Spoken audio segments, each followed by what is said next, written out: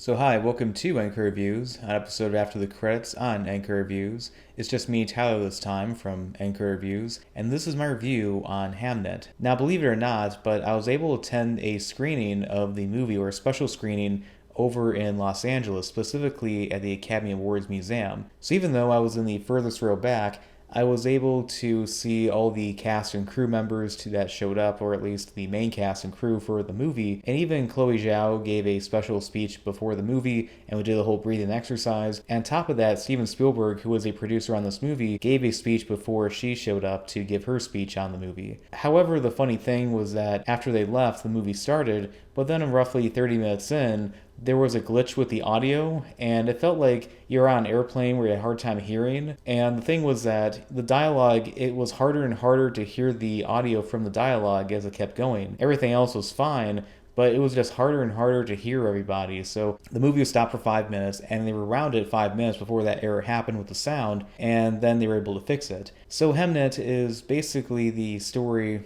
of, we have a young version of William Shakespeare, played by Paul Mescal, as well as the trials and tribulations with his wife, who's played by Jessie Buckley. So the story, it deals with basically love and loss, and to not spoil the movie, there's definitely a very sad and tragic thing that happens roughly in the middle of the movie, and how that inspired the story of Shakespeare's Hamlet.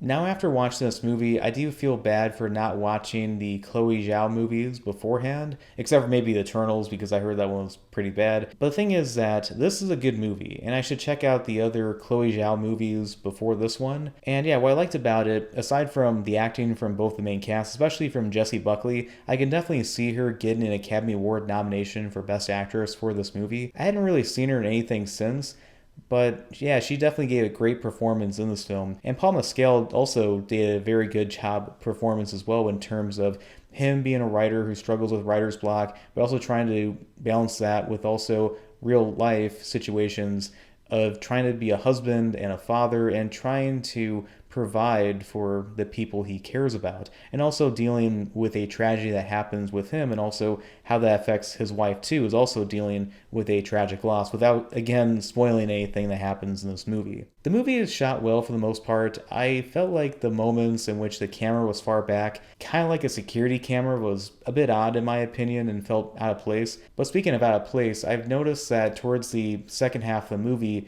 there were extras in the film where you could tell that in order to qualify for an Academy Award nomination, there was diversity in this movie that feels very out of place for a storyline that takes place roughly in the Renaissance to Age of Enlightenment. I'm trying to remember the exact year William Shakespeare was around, but I highly doubt that Europe was this racially diverse. And the thing is that if you're going to have a movie just like this, where obviously have different characters that are out of place for that moment in time where the movie is in terms of geography, they might as well just have characters pull out their iPhones and start doing TikToks by that point. And it's really sad to see that when it comes to the rules for the Academy Awards, is that you have to have X amount of people like this and people like that in front of the camera or behind the camera, basically treating the movie as a checklist. And I feel like movies cannot really be that good if they're limited in that capacity. In a way, it's kind of like okay, you had to have this product placement or this pop culture reference here and there. It doesn't really feel like art by that point. It definitely feels like, okay, a soulless checkbox here and there. Imagine how many classic movies that have won Best Picture in the past,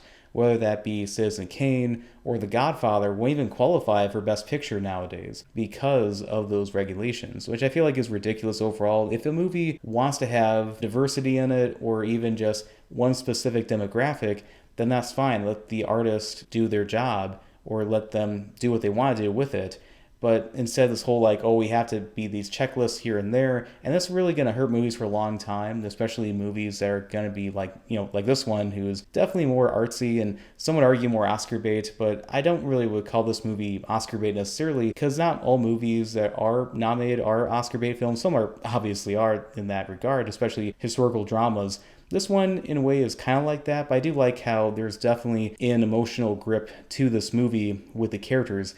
Again, how there is a legit romance in this movie, but at the same time, there's also that grief and sadness that's very effective, and how, in a way, a healthy reaction or a way to get over that is to distract yourself with something that's long term and constructive, and that's what we see in this movie, which I did appreciate with it. So as for Hamnet, it's a pretty good and solid Chloe Zhao movie, and I would say it's one of the best movies I've seen this year, or at least one of the better movies I've seen this year. So as for this movie, I would give it about 3 stars out of 4. Now the reasons what held me back from being a higher rating was, I would say, some of the casting decisions with some of the extras, and also I would say maybe the pacing was a little bit slow at parts in the movie, and maybe some questionable camera choices with the cinematography. But overall, it's a pretty solid drama, and I would say go check it out.